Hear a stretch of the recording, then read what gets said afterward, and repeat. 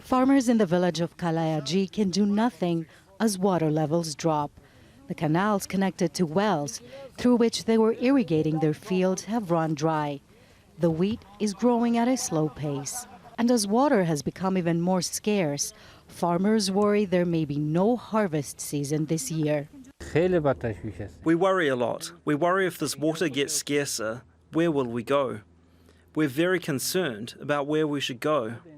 But let's see what God will decide for us. Half of Afghanistan's provinces have been gripped by a drought crisis, and climate change is being blamed.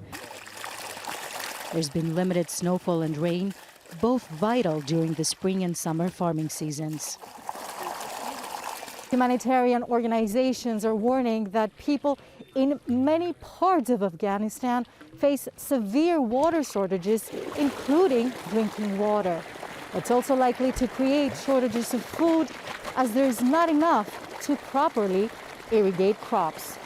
According to the International Federation of the Red Cross and Red Crescent Societies, more than 13 million Afghans do not have enough food to eat. The COVID-19 pandemic has created economic hardships for many. But now, if help isn't provided for food, in a few months, 18 million Afghans, almost half the population, could be affected. This is the planting season, which comes always after spring.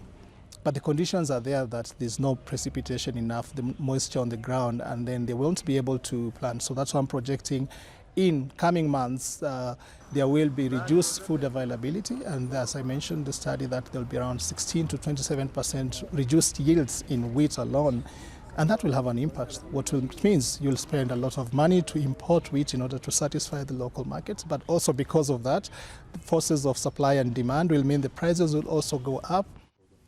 In 2018, the Afghan government adopted a drought risk management strategy and received a grant from the World Bank in February to fight drought this year. And though a drought has not been officially declared yet in Afghanistan, the farmers of Kalayaji say if no action is taken now, their fate may resemble that of other villagers decades ago. We had this kind of drought about 60 to 70 years ago, and the people back then left this area. But after some years, they came back when the water reappeared. And now, this disaster is on its way again. Filio Contrafuri, Al Jazeera, Kabul.